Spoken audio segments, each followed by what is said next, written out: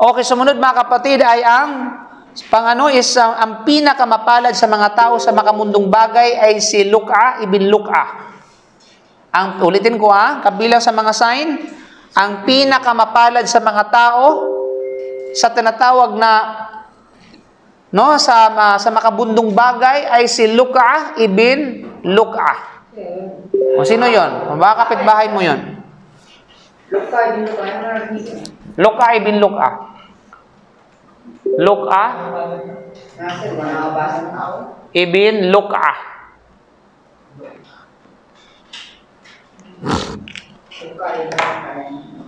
Okay. Mamaya, ano bang ibig sabihin ng Luka ibn Luka?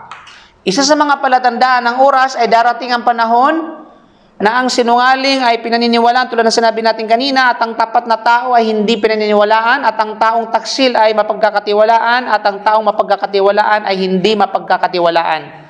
Ibig sabihin ay ituturing na siya tinatawag na taksil.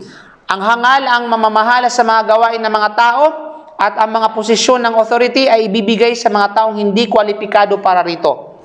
Yung authority, kumbaga, ibibigay doon sa isang tao na hindi qualified na mamahala, na kumbaga na mag-control o kaya sabihin natin magpalakad. Isinalaysay ni Anas ng Propeta sallallahu alaihi wasallam nagsabi, la tadhhabul ayyamu wal layali hatta yakuna as'adan nasi bid-dunya Luka ibn Luka. Luka ibn Luka. Luka ibn Luka. Ang gabi at araw ay hindi titigil hanggang ang pinakamapalad sa mga tao sa makamundong gawain ay si Luka ibn Luka. Anong ibig sabihin ng Luka ibn Luka? Kanya pang sinabi, yushiku ay yagliba ala dunya Luka ibn Luka. Malapit nang sakupin ni Luka ibn Luka ang mundong ito.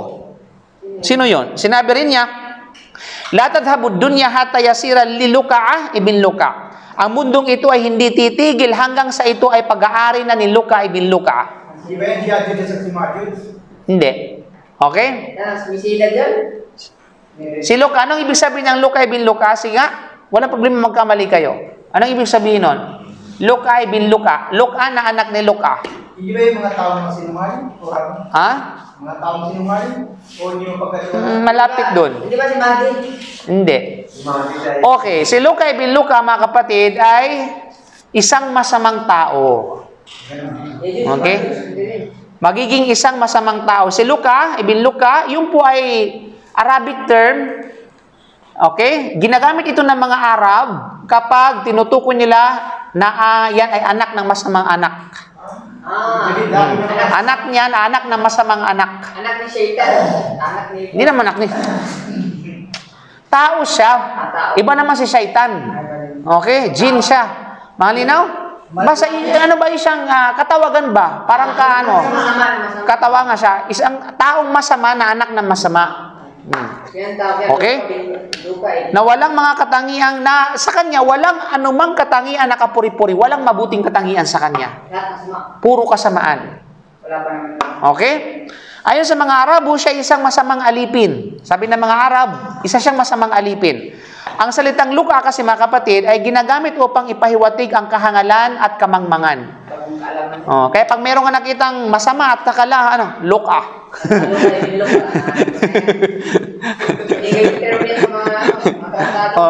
Luka.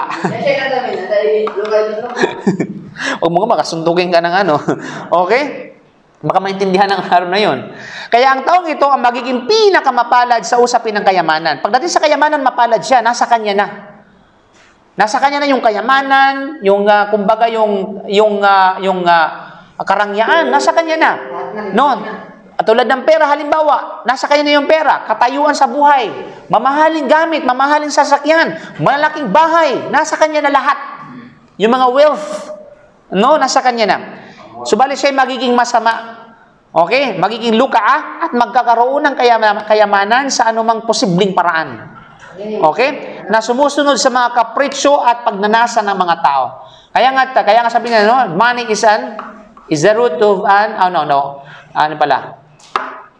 Sabi nila, money is the root of an evil. Pero sa Sharia ay alak, Yung alak daw is a root of an evil, is a mother of a evil. Ibig sabihin yung alak, yung nakakalasing, nakakalango, ay mother of, ina ng, sabihin natin, ina ng kasamaan. Ninaw?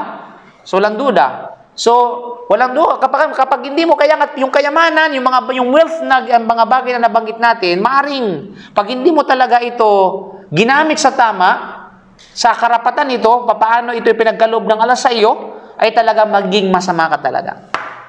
Di ba? Tingnan mo, yung mga tao dahil sa pera, dahil sa kayamanan, ay kaya niyang patayayin at kaya niyang hamakin ang kanyang kapatid. Dahil sa pira, nagbago ang balik. Di ba? Isang ustads. At Maraming ustads. Maraming ikaw. wag mong yung mga usas, baka Maraming pangalan. ikaw talaga, kung mayroon kang naranasan sa mga ibang ustaz, isikreto mo na yan. Aninaw? Kasi nobody's perfect. Yes. Diba? Maaring negative sa kanya yun, pero sa ibang bagay, may mga positibo naman siya. Ninaw? Pero kahit paano, you have to respect him. At least nag-aaral siya, kung sino man siya. Ninaw, kapatid? Shadow light. Di ba kasi minsan, you have to ask yourself, baka naman mas masama pa ako kaysa sa kanya. Mga ganun mga bagay ba? Maring yung nakikita mong masama sa isang ustaz o nakapag-aral, di ba? Tapos i-general mo na lahat masama para sa kanya, di ba? Tapos ibalik mo kaya ang turo sa sarili mo. Baka naman mas masama ako kaysa sa kanya. Yung mga bagay, mga kapatid, sa pananampalatayang Islam. You know? Ako, pag once na may, wallahi, personally ako, pag alam ko ang isang tao may pinag-aralan, saludo ako, respeto ako sa kanya. Kahit pa meron siyang mga background na masama o ano man mga bagay, simple lang. Kasi ang mahalaga sa akin, yung kaalamang nakukuha niya. Paano na pinaghirapan yun. Kasi of course, ako ay nanggaling doon sa field na yun. Kaya ramdam ko yung mga nag-aaral kung paano yung kanilang effort. No? Paano ma-acquire nila yung kanilang knowledge na meron sila. Okay? So, yun yung mga kapatid sa pananampalatayang Islam, no?